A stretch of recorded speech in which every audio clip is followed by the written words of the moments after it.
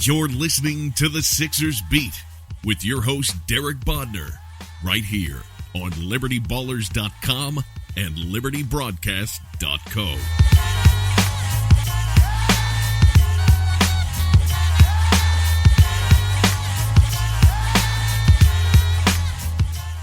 Welcome, everybody. This is Derek Bodner. I'm joined by Rich Hoffman and Kyle Neubeck. On this week's Sixers Beat Take 2, we did try to record one yesterday when we were about 10 minutes in when the Joel Embiid MRI results came out, so we abandoned that and we're redoing it. Real quick before we get underway, subscribe to the podcast on iTunes, SoundCloud, Stitcher, Google Play, and now on TuneIn if you prefer that. Also, if you can, give us a rating or a review on iTunes. We got a bunch last week, so we appreciate that. Keep them coming. How you guys doing? I'm a little bummed out. We lost our podcast from yesterday, Derek. And yes, I like the Embiid news. I like that where you're bummed out is because we wasted 10 minutes of our time, and not because Joel Embiid won't play. The Embiid stuff is angering and annoying more than anything else. So yeah, I would say bummed out would apply only to one part of this podcast. I'm kind of happy considering I wasn't on that podcast yesterday that I was able to make. We only got about 10 minutes in, so it's not like we had like a full thing going. And then, good work, Colangelo, for the first time. Thanks a lot. And then for a moment, we were considering keeping the podcast, and because we were only about, like I said, 10 minutes in, we were just going to try to edit it in, but it would have been really awkward if we would have let off with the Ben Simmons news the night that Joel Embiid's injury came to light. So I guess going right to that, obviously yesterday afternoon, they released the results of the MRI, and we are recording this on Thursday, right around noontime for reference point. But the assessment of blah, blah, blah, affected by the bone bruise, right, the area affected by the bone bruise has improved significantly, while the previously identified meniscus tear appears more pronounced in this most recent scan. Because of that, they changed his status from out indefinitely to out for the remainder of the season. I guess two questions to start off. First, are you surprised it went this way? And second, how concerned are you long-term about this? So number one, I was not necessarily surprised because I was starting to hear some things about once we found out Embiid got an MRI or was getting an MRI, I started asking around to see if anyone had heard and couldn't really nail anything down, but none of the texts or calls I made were replied to with any sort of real optimism on Embiid's status. So I figured this was coming at one point or another since nobody gave me any sort of positive feedback. In terms of the long term, I don't want to get too big picture yet because it's sort of convenient that it's coinciding with the end of the season and the Sixers can just shut him down. And I guess Embiid is out of sight, out of mind for both the fan base and the team for a while. But like, had this happened at the beginning of this season or at a point where he could have come back at some point during the year, I don't know that we're looking at this the same as we do now that it's a season-ending surgery. What I will say is I am starting to get really concerned about whatever their medical protocol seems to be. I wrote a piece that I just published a little bit ago. I don't know how you can say, and I know Rich has been banging the drum on the Rockets game, probably more so than any of the rest of us here. But in hindsight, I don't know how they could let him play in that Houston game, knowing what they do and watching how it's gotten even worse pretty much ever since then, both in terms of what we know publicly and in his status as being able to suit up for the team. How can you let the player dictate the terms of when he's going to return? In the case of a guy who has faced career-altering, career-threatening injuries over the last couple of years, who you absolutely 100% need to turn out to be a franchise anchor and a guy the team can build around, to be that reckless, either you were being reckless with his health if you knew he had problems that have gotten worse, or you're incompetent because you didn't know they were that bad and they've since gotten worse under your watch because you've let him play, because you misidentified something. There's almost no result of this that reflects well on the team's handling of the situation. And to me, there appears to be a history now of them not being able to properly manage these types of situations, despite the fact that they put a minutes restriction on Embiid. They've said he's not playing in back-to-backs. They've done all these things, and they seemingly are happy to be reckless when it suits the team's public image or their national image, and they want to look good to all their friends around the league. And that is a huge indictment on this franchise to me.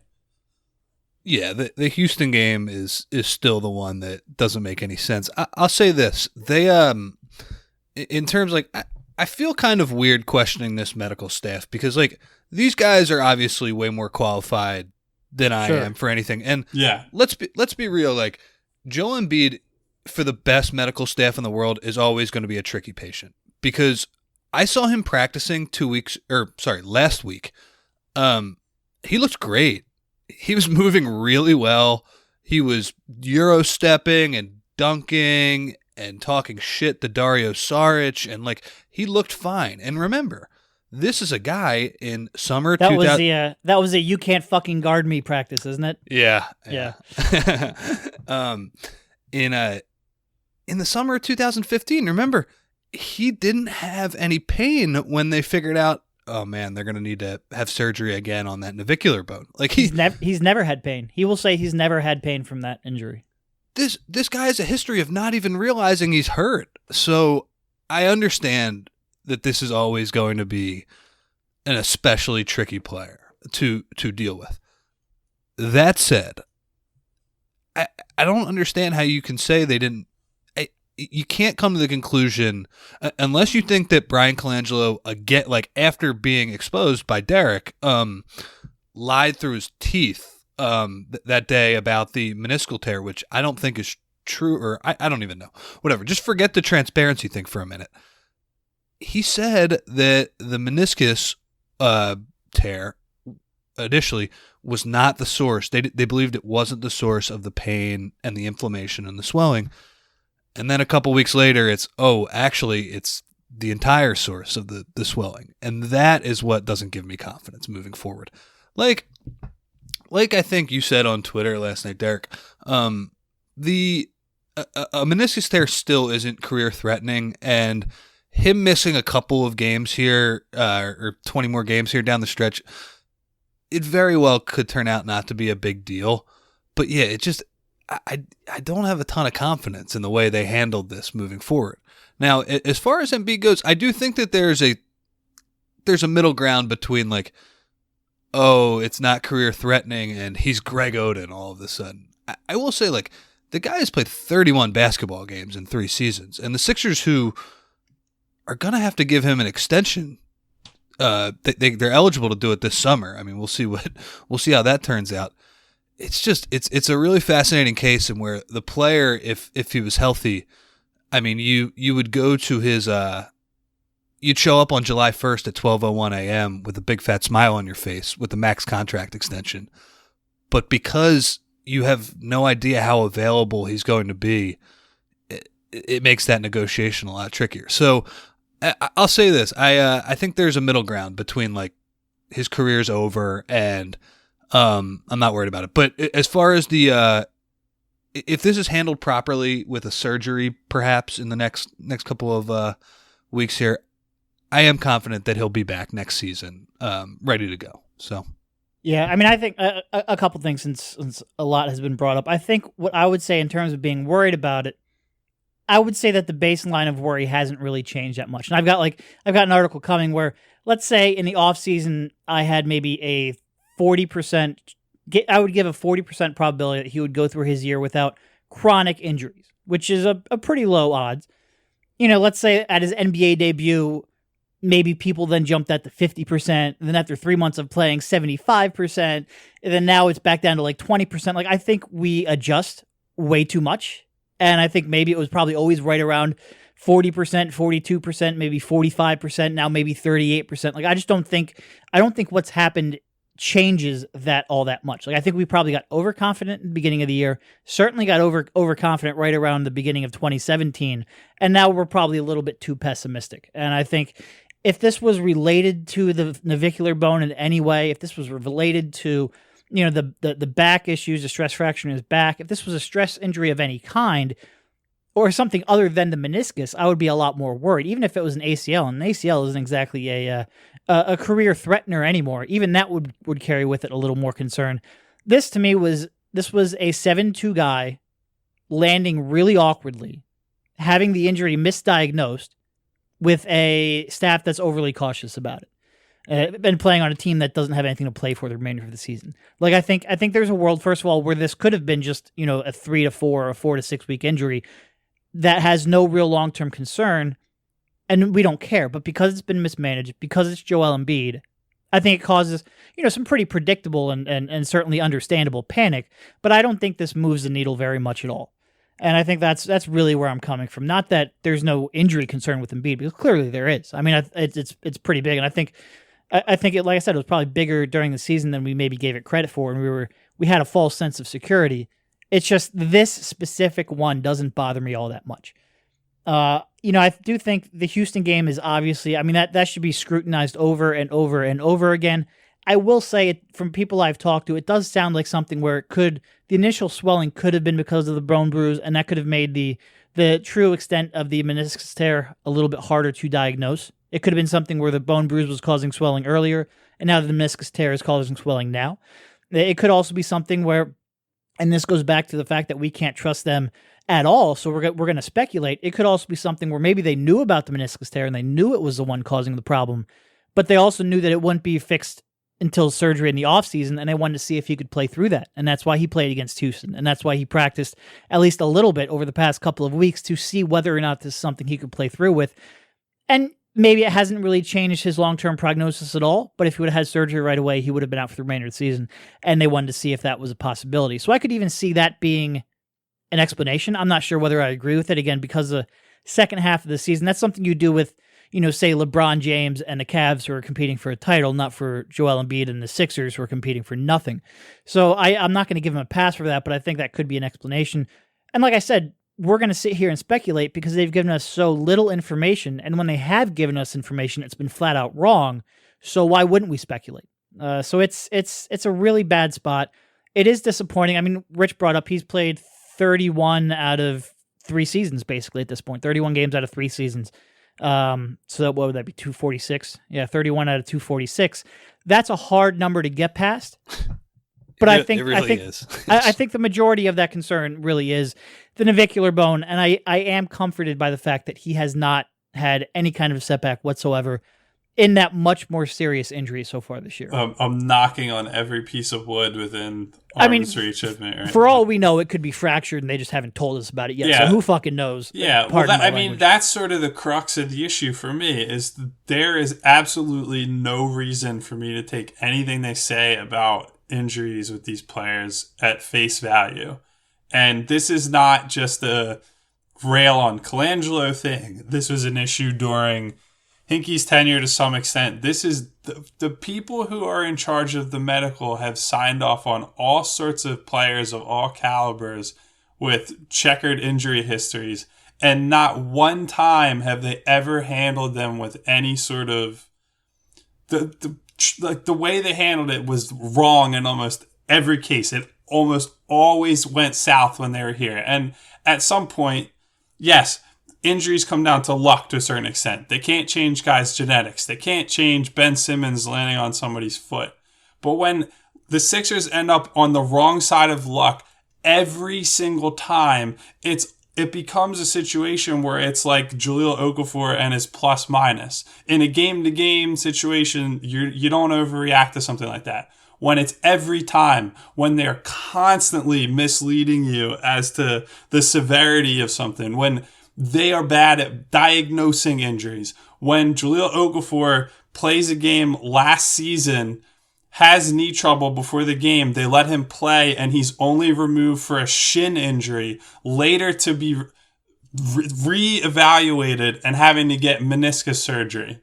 When guys, their biggest acquisitions since the turn of the century have almost all been guys with injury pasts, whether that's Chris Webber, whether that's Elton Brand, whether that's Andrew Bynum, whether that's drafting Joel Embiid, and the medical team on some level has to sign off on these things, and they've had the same head athletic trainer the entire time, despite changes in coaches, changes in GMs, changes in the goddamn ownership. When all these problems continue to happen, and when on top of that, the team continues to mislead people by saying things like Ben Simmons' scan is clean and making it seem like things are better than they are, I'm not going to eat their shit anymore. This is ridiculous.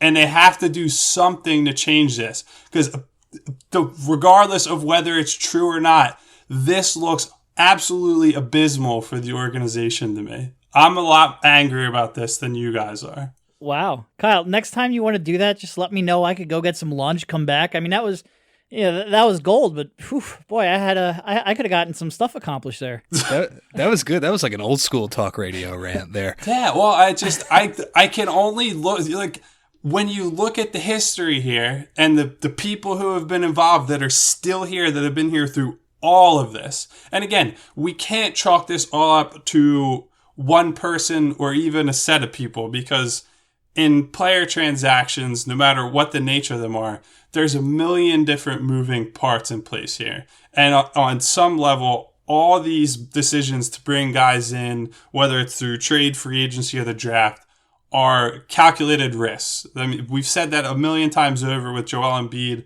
Same thing applies to those older names that we've sort of put in the back of our minds because we think a lot more about the recent past with the Sixers right now. But eventually it's like, come on, dude. It can only happen so many times before you have to question what exactly is going on there. And you also, to me, I know there are other reasons that this happened, and Nerlens Noel certainly wanted to distance himself from the team to some level because he wanted out, and that was made perfectly clear.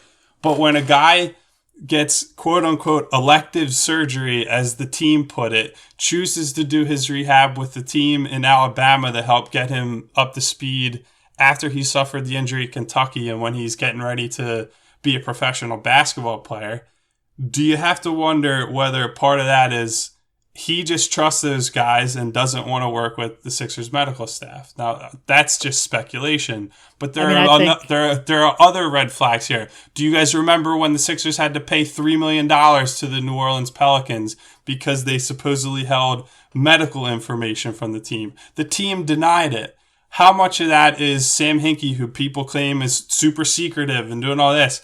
And how much of that is they have an incompetent medical staff? We can't say. How much of Kendall Marshall supposedly being available to start last season, despite the fact that most of the public did not think that was possible, is on medical professionals telling management and telling the team, yeah, we think he can get back for the beginning of next season and he can be your starting point guard. How many times does this stuff have to happen? It's mind-boggling to me. I'm leaving for Boston later tonight. I got half my packing done. I'm good to go.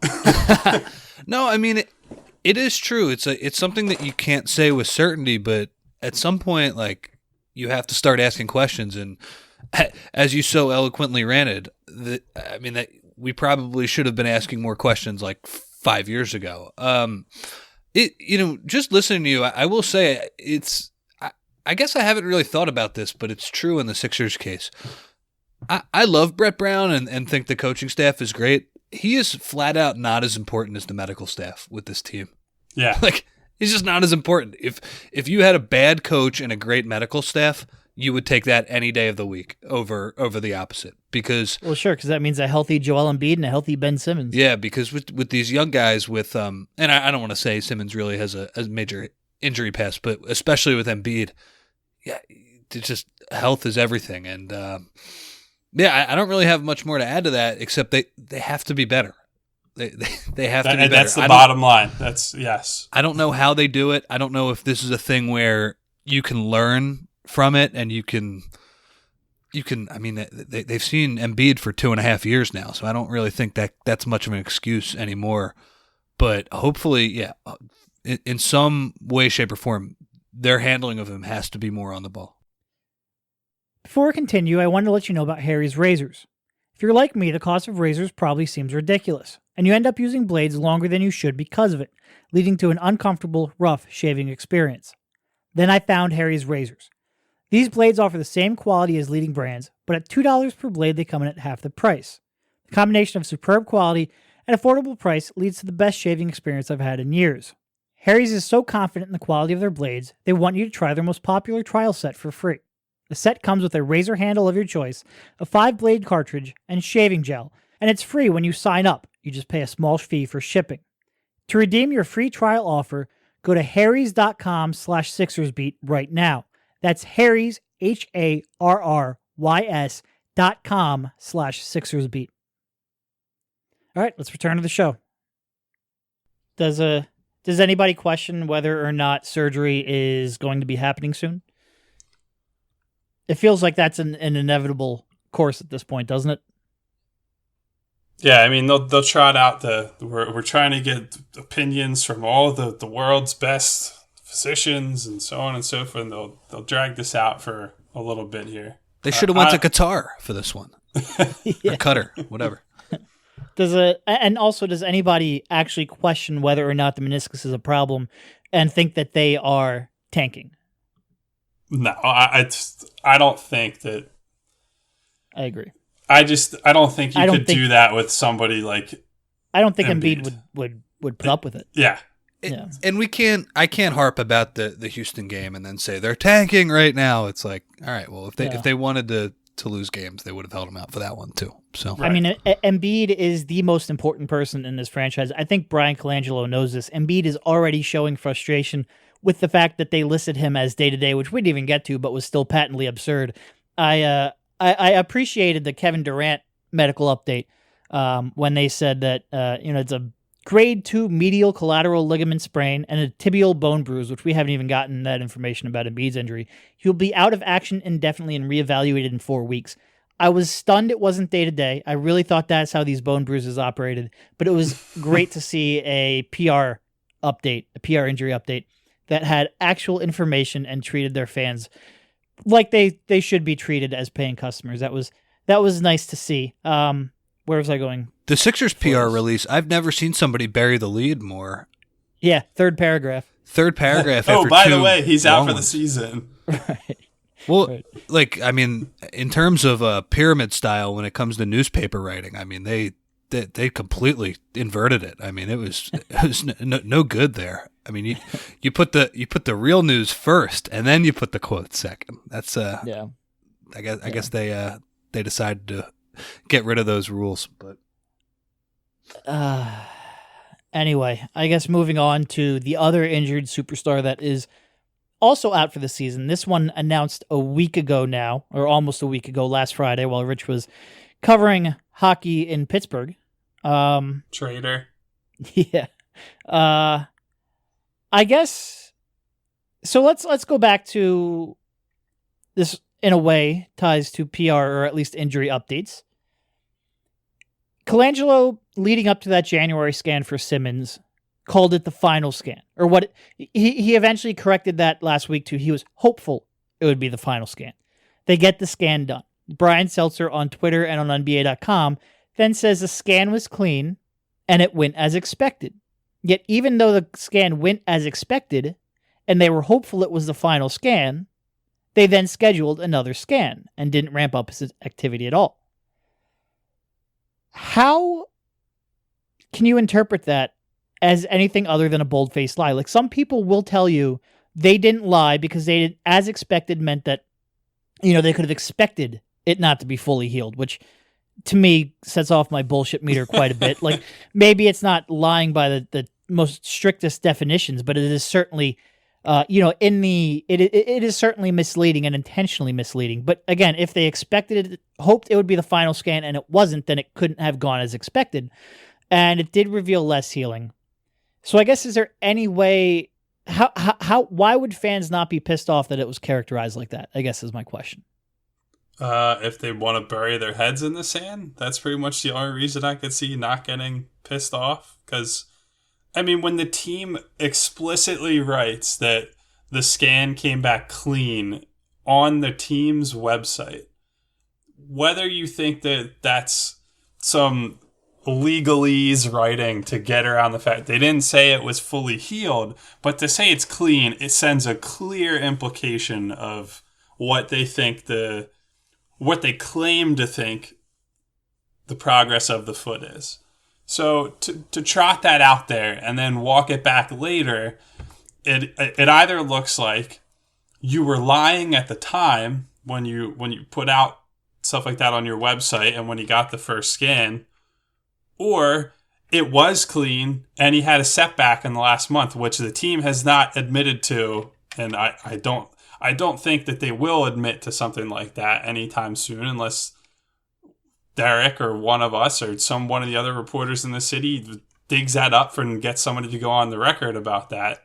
But I think no matter how you try to slice it, it's a horrible look for the team, and it even if you don't want to go so far as to say lying, which I think it's lying, even if you don't want to go that far, it's evasive and it's misleading. And from an organization that supposedly is so concerned with the public perception that they specifically brought in people last year to change how the team interacts with the public and its fan base, it's pretty shocking that we are still having these conversations. Not fully healed would be a good name for a Sixers podcast. The more I think about it, we've heard that a lot. Yeah, and it was funny the other day when when Embiid was ruled out indefinitely before the results of the MRI came back. It was just like, it was like third person down. Oh yeah, Ben Simmons had bone marrow injected into his foot. That was there's just been so many things that have gone on that like it's You weren't there, but I directly asked whether there was any follow-up procedures for Simmons scheduled, and no, I mean, maybe they did come up with that later, but again, it's just why is progress, like, why can't you admit that in January that there was less healing than anticipated? Like, why can't you allow fans to readjust their I'm sorry, go ahead. I'm frustrated. No, I mean, it is really frustrating, and just, I think, more so than Embiid, Simmons is even more frustrating because this was pretty clearly a 3-month injury max. And this is a guy who doesn't have the type of injury history that JoJo has. And it just, there's nothing really to say besides, like, in January, they really made it seem like he was going to be on track, and he clearly wasn't for whatever reason. I don't want to speculate about why. It's like we talked about a few weeks ago when you don't tell us anything and there starts to become some cracks in your story, you're going to start to speculate over what's going on here. Are they tanking? Is this have something to do with his shoe contract or whatever? It just sucks. And yeah, I mean, it especially sucks that this sort of came about so late. It feels like if there was less healing in January, they could have communicated this information a lot better. But again, that's been the story of this season. Yeah.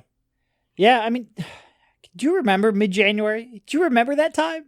Like, it was so exciting. Good They're sitting there through an 11-5 month. Ben Simmons looks like he's back. There were reports that he'll be back right around March. Man, everything has just gone to shit. It's amazing, and yet the team's playing well. Not really. They had like that stretch where they won 3 of 4, but outside of that, they haven't played well without Embiid. Certainly on the defensive side of the court, which we can get to in a bit. But it would be nice. And again, I think this is part of the reason why fans are reacting to the Embiid news the way it is. It's because after the first 5 kicking nuts, the 6th one really hurts. Like, it really hurts. At what point do you lose feeling down there? That's true. I think that's where Spike's at. I've seen Spike say it, like, "Yeah, I didn't even feel this news," and I think that's why. No, that's a great way to put it. Yeah, it's amazing that it's not even just guys that have injury histories that have had problems here. It's someone like Simmons who has no injury history that I'm really aware of. Having the freak accident early on, and then the timetable getting stretched out and overextended, and it's just, what a nightmare. Well, it's like, so there's an email list for Liberty Ballers, and you guys were doing your second big board update. And I'm still on there because I wrote for you guys like 100 years ago at this point. But it's cool. Like we're all friends and it doesn't matter. But you guys were sending your lists and I was just like, what does it matter? His foot's just going to fall off anyway. And it's, I understand why people would feel that way at this point, because it certainly does seem, I mean, for a franchise, it's been pointed out many times, 5 straight years, they've had a big man miss the entire season. And every big man that they draft, from Noel to Embiid twice to Okafor to Simmons, isn't playing by the end of the year. And it's, you've invested so much in getting these high level, well, I kind of don't want to include Okafor in that group, but you've invested so much in getting these high level prospects on your roster, and you just don't get this. Like, think of, now had Embiid and Simmons on the roster for a combined, 4 NBA seasons, 3 for Embiid, 1 for Simmons. You've gotten 31 games out of that. Like, it's insane. And part of that is because you took Embiid knowing there was that risk. You took Embiid knowing that the talent outweighed that risk. So there's a little bit of that, but there's still, you didn't expect that second year for Embiid to miss. You didn't expect him to only play 31 games this year. It's so weird because the injury that you were concerned about went fine. And even when he was missing, I think he played 31 of the first 41 games. Well, outside of 1 or 2, I think he had like a sprain of some sort. Outside of that, they were all from the team being cautious. Like he might have only played 31 games before the All-Star break, but he was healthy for the most part, at least before All-Star voting ended. And for it to end this way, it's undeniably tough. It's undeniably tough. It goes to show you when there have been trolls and skeptics and haters of the whole process over the past few days when they lump in Simmons with the stop drafting injured big guys and stuff like that. Stop drafting injured players. And like, you're thinking in your head, no, like Simmons was the picture of health. He just came, and then you can't even say it because it's like, well, whatever, man. It's like, it doesn't even matter at this point.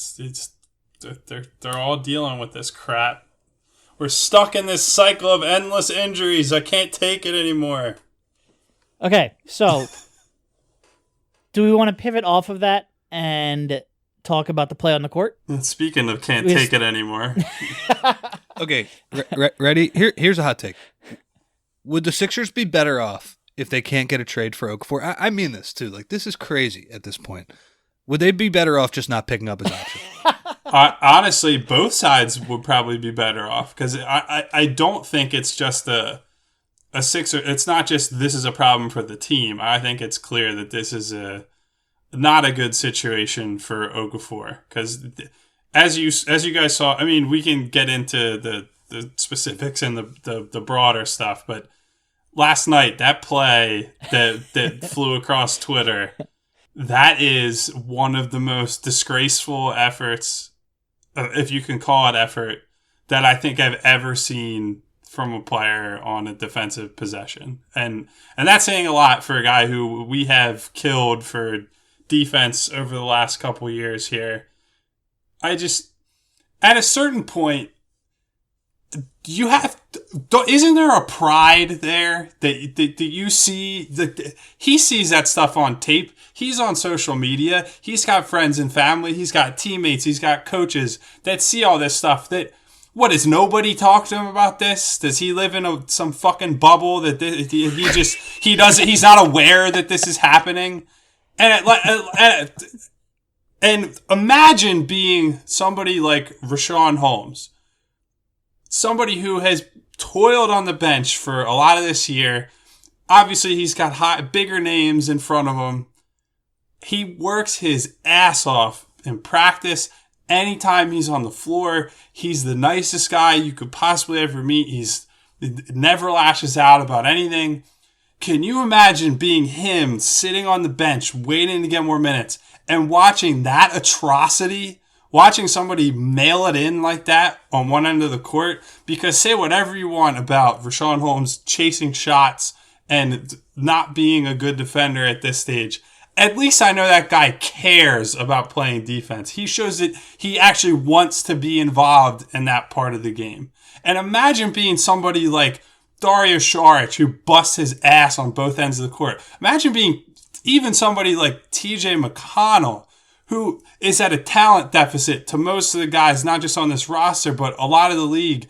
But because he has worked so hard, because he cares about his craft, because he's invested in this, that guy has willed himself into a spot on an NBA roster and probably should have one for a pretty decent amount of time here moving forward. Imagine being guys like that and watching some guy who got taken with the 3rd overall pick laying the fuck down like that. That is a disgrace. And at a certain point, Okafor needs to sit on the bench. And he did for a lot of last night's game in the second half. Brett Brown pulled him. I believe it was late in the 3rd quarter, and Holmes played out pretty much the rest of the game. He needs to spend some more time on the bench if that's the type of effort he's going to give. Trade value to me at this point is that's a secondary concern. If he's going to put forth that type of effort, that is the one thing that has not been acceptable on this team, despite all the losing the last few years. We ridiculed Spencer Hawes when he dogged it on his way out of town a few years back. This is just as bad as anything that Spencer Hawes ever did on that front. Spencer Hawes was the point I was going to make too. That I haven't seen a level of not giving a you know what since the night before Spencer Hawes got traded and he knew he was out of here. And I believe it was against the Cavs, and Spencer Hawes ran up and down the floor like a guy out of shape in a pickup game. It's just, I mean, yeah, it's just really bad. I know that Jahlil Okafor, sometimes I feel bad for him in that, like, he's never going to be a guy who's going to blow up pick and rolls. He's never going to blitz pick and rolls, and he's never going to, his activity level is going to be artificially deflated just because he's going to be hanging down by the rim. But, like, man, that's just another level. That's just another level, and it's just unacceptable, you know. And it's bad for the Sixers, and he should sit. But like from his standpoint, like good luck getting another job in the league if that's the type of effort you're going to put forward. Nobody's going to pay for that. I think that's the craziest part of all this is, if you guys remember, at Brian Colangelo's press conference last week, specifically made note of the fact that Okafor and his agent, Bill Duffy, are pushing for him to get moved so he thinks he can and deserves to be a starter somewhere. So the team hands you the starting job with 20 plus games left in the season, and that's what you show as your audition tape to teams that want to see, hey, we want to bank on this guy being a potential starter for us. That's what you choose to put on tape? Is that a joke? He recorded 1 steal and 6 blocks in the entire month of February in 207 minutes. It was when I saw that, to put that in comparison, that's a total 7 combined steals and blocks. Nerlens Noel had 22 in less minutes and 20 less minutes.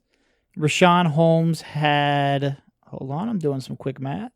Richaun Holmes had 19 in like 40 less minutes. His production recently has been abysmal. His effort has been abysmal. And, you know, he had that one huge game that, 28 and 10 or whatever. Didn't do much defensively, but whatever. He was at least on the offensive glass. I think he still only had like 4 defensive rebounds in that game.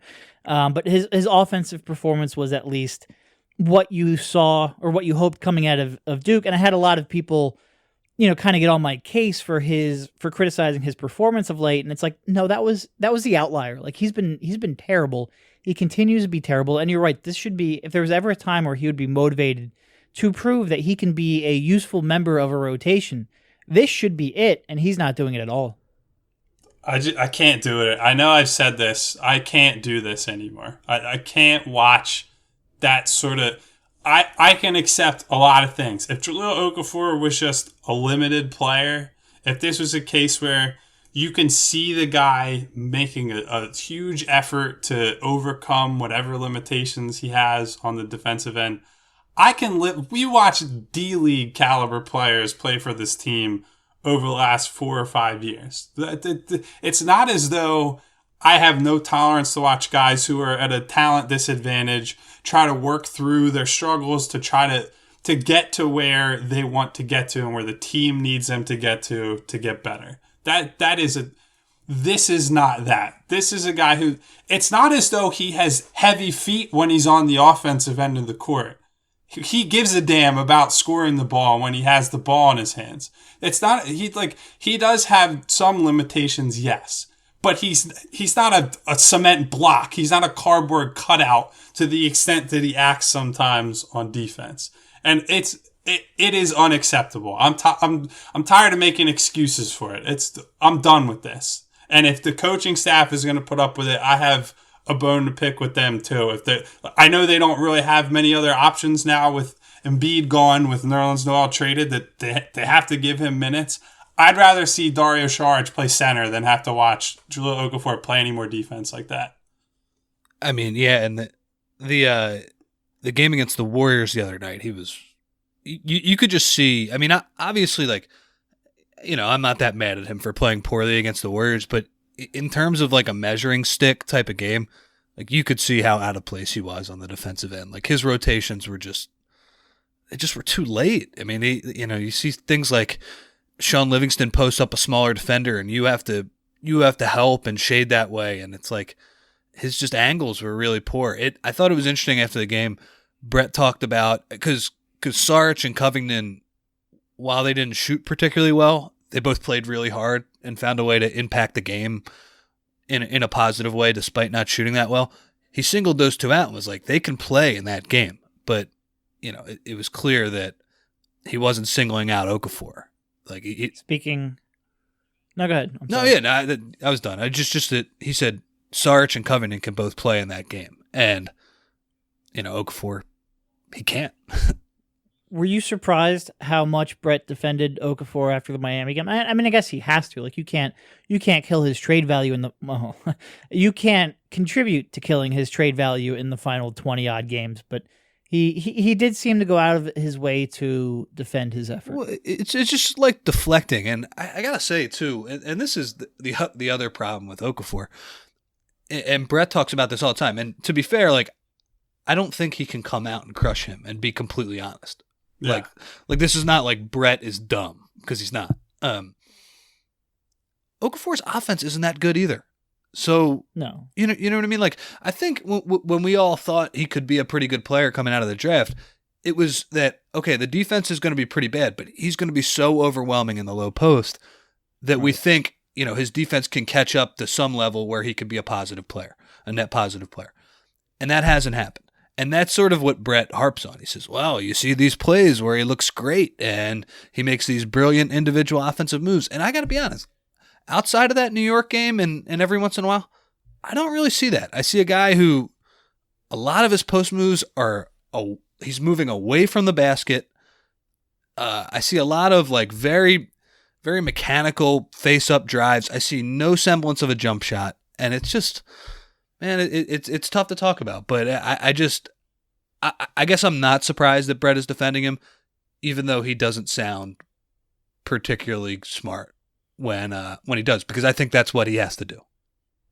I also I don't think that's who Brett is either. Like, even if he could get away with doing so, like burying Jahlil Okafor, and I'm sure that for some fans who are at their bloodlust is at a high for Okafor, right? I'm sure there'd be some people who would love to see Brett come out. But even if he could get away with that in the locker room and in terms of team harmony and just like how that looks, I don't think Brett is the type of guy who's going to just dress a guy down to the media. Because, I mean, it's one thing. I don't know what he says to Okafor behind closed doors. He very well might be harsher than I'm aware of. I don't see it based on any interactions or any public display that Brett Brown has ever put on. That's not who he is. He's going to try to build these guys up for better, for worse. So I know that he was deflecting the answer, but I can't really put much blame on him for that. Well, they are in a little bit of a weird spot where on the one hand, it would be great to fully evaluate Rashawn Holmes, give him the biggest, streak of extended playing time he's had in the NBA. And I mean, he will. There's only 2 centers healthy on the roster, so he almost has to.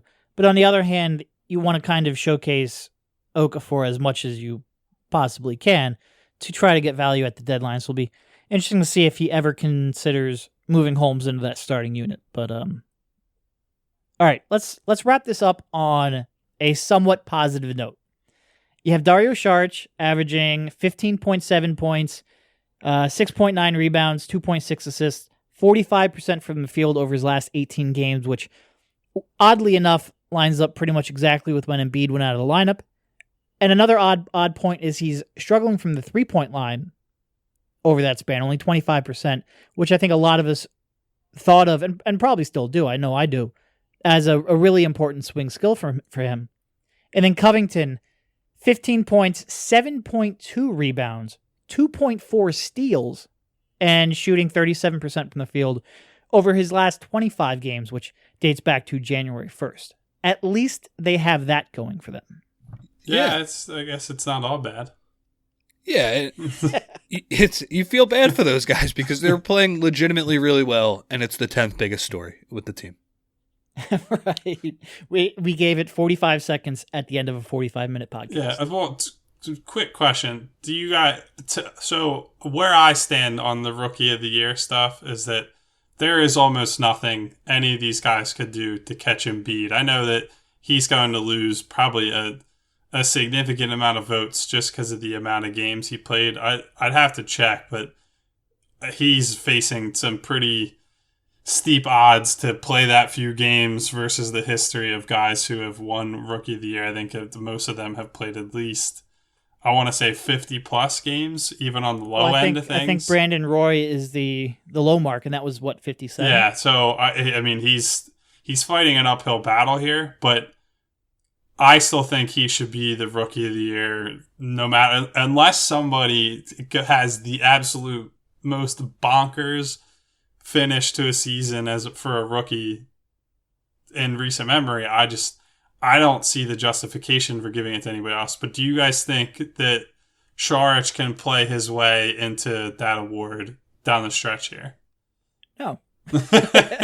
Not in my view, but okay. I do wonder if the voters will change it though. Go ahead. Yeah.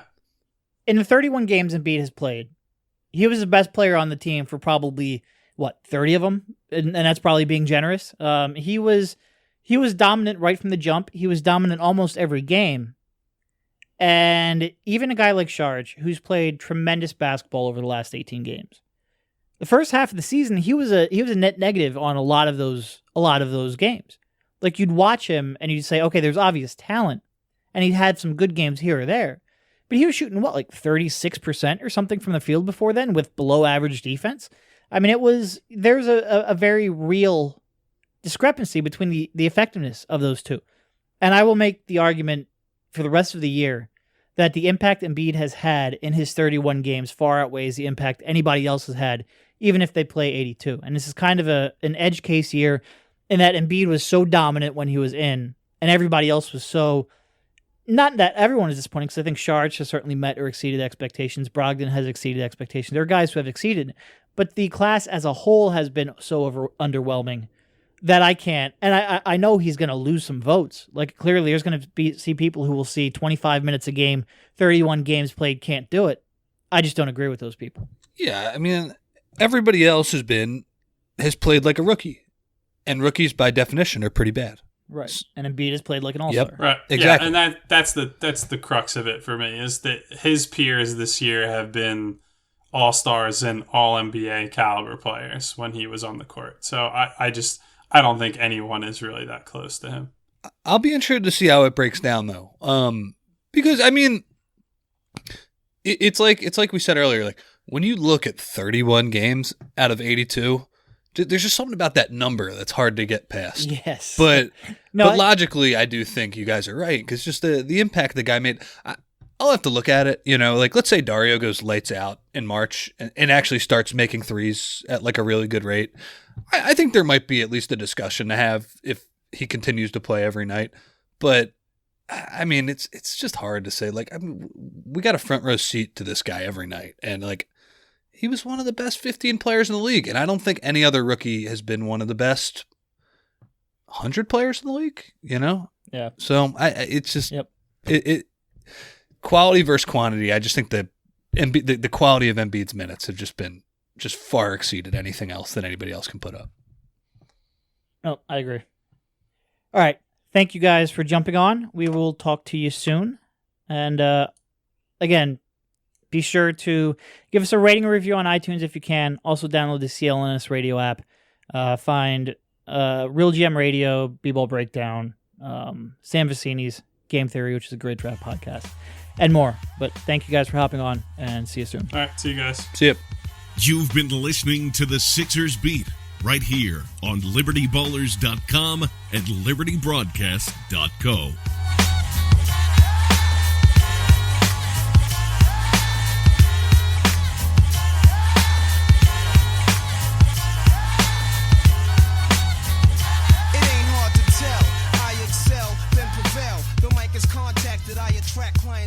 My mic check is life or death, breathing a sniper's breath. I exhale the yellow smoke, a Buddha through